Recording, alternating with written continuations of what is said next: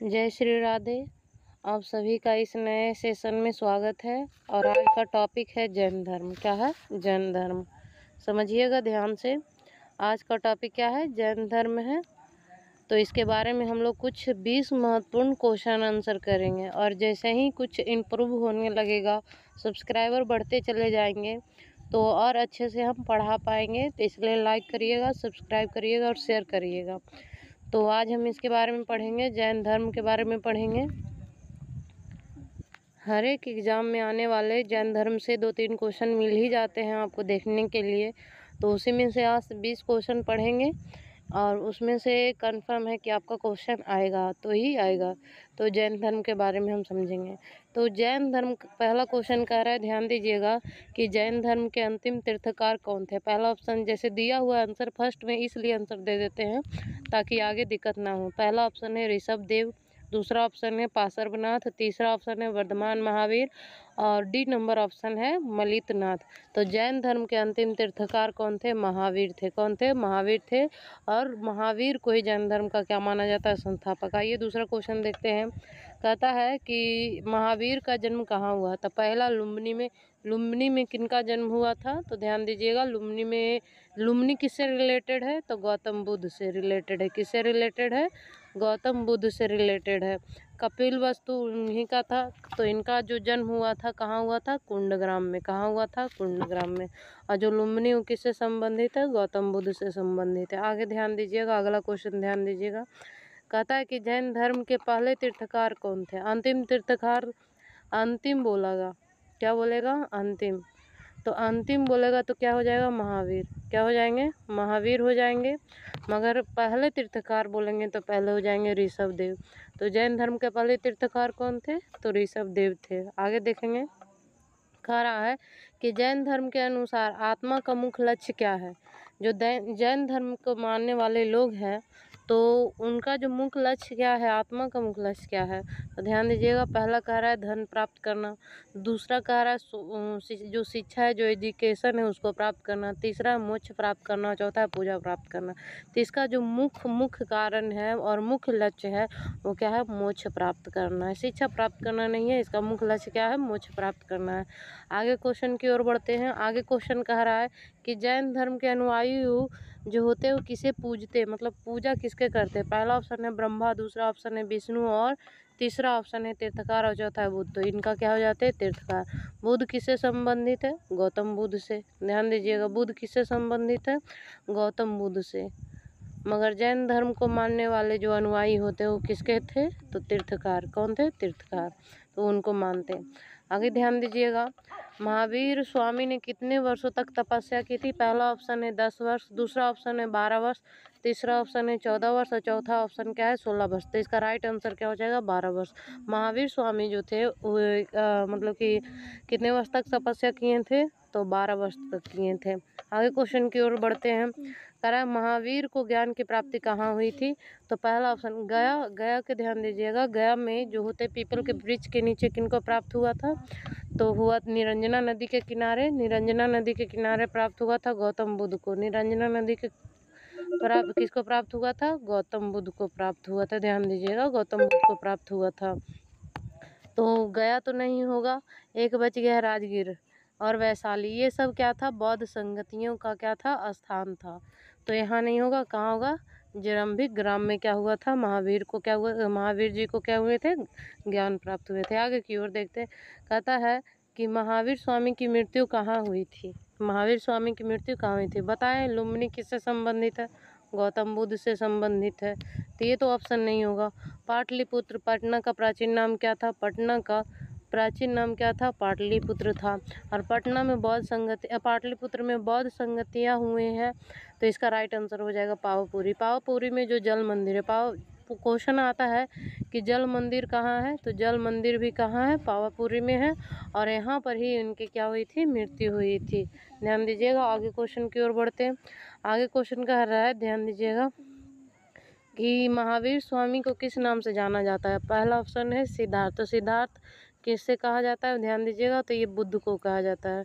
बुद्ध को ही क्या बोला जाता है, सिद्धार्थ बोला जाता है। और इन्हीं का नाम है क्या है, गौतम। ये तो नहीं होगा, नागसेन, और दूसरा क्या है, वर्धमान। तो इसका राइट आंसर क्या हो जाएगा, वर्धमान हो जाएगा। आगे क्वेश्चन की ओर बढ़ते हैं। आगे क्वेश्चन कह रहा है जैन धर्म का मूल सिद्धांत क्या है, दया, अहिंसा, फिर उसके बाद में बता रहा है तप, उसके बाद में क्या है, सेवा। तो इसका क्या हो जाएगा, अहिंसा। उसमें बोला जाता है कि हिंसा करना क्या है, मना है। हिंसा करना क्या है, मना है। इसीलिए इसका मूल सिद्धांत क्या है, तो अहिंसा है। ध्यान दीजिएगा। आगे की ओर बढ़ते हैं। कहता है जैन धर्म की दो प्रमुख शाखाएं कौन सी है, पहला हीनयान और दूसरा महायान। ये नहीं होगा। जैन धर्म का हो जाता है श्वेतांबर और क्या हो जाता है, दिगंबर। श्वेतांबर और क्या होते हैं, दिगंबर। श्वेत कपड़ा धारण करने वाले को क्या बोलते हैं, श्वेतांबर बोलते हैं हम। और जो नग्न अवस्था में रहते हैं उसे हम क्या बोलते हैं, दिगंबर बोलते हैं। इसका राइट आंसर क्या हो जाएगा, श्वेतांबर और दिगंबर। यानी कि जो जैन धर्म की कितनी शाखाएं, दो प्रमुख शाखाएं हैं, पहला है श्वेतांबर और दूसरा क्या है, दिगंबर। आगे बढ़ते हैं। आगे कह रहा है श्वेतांबर साधु किस रंग के वस्त्र पहनते, तो अभी बताएं कि श्वेतांबर, क्वेश्चन में आंसर है श्वेतांबर। इसको हम ऐसे लिखते हैं, श्वेतांबर। तो देखिएगा श्वेतांबर में क्या आता है, श्वेत। क्या आता है, श्वेत। श्वेत के मतलब हो गया सादा। श्वेत के मतलब क्या हो गया, सादा, यानी क्या हो गया, सफ़ेद। तो इसके श्वेतांबर क्या चीज़ पहनते हैं, तो फिर सफ़ेद। इसका राइट आंसर क्या हो जाएगा, बी। ध्यान दीजिएगा। आगे क्वेश्चन कह रहा है दिगंबर साधु किसके रूप में रहते हैं, अभी बताएं कि दिगंबर क्या रहते हैं, नग्न रहते हैं, वस्त्र को धारण नहीं करते हैं। आगे की ओर देखते हैं। आगे क्वेश्चन कह रहा है कि जैन धर्म का मुख्य ग्रंथ क्या था। तो ये जैन धर्म का जो मुख्य ग्रंथ था, वेद नहीं होगा, क्योंकि वेद हमारा वेद संस्कृत है और वेद इससे नहीं संबंधित था। ध्यान दीजिएगा। तो इसका क्या हो जाएगा, आगम। क्या हो जाएगा, आगम। त्रिपिटक किससे संबंधित है, बौद्ध धर्म से।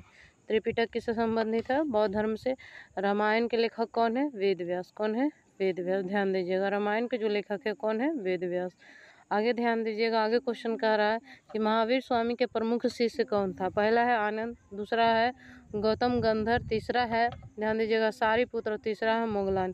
तो जो आनंद है ये तो इनसे संबंधित नहीं है। ये क्या चीज़ से संबंधित है, गौतम बुद्ध से। क्या चीज़ से संबंधित है, गौतम बुद्ध से संबंधित है। ये इसका राइट आंसर नहीं होगा। राइट आंसर हो जाएगा इसका गौतम गंधर। क्या हो जाएगा, गौतम गंधर। आगे क्वेश्चन की ओर देखते हैं। अगला क्वेश्चन कह रहा है कि तीन रत्न में कौन सा गुण आते हैं।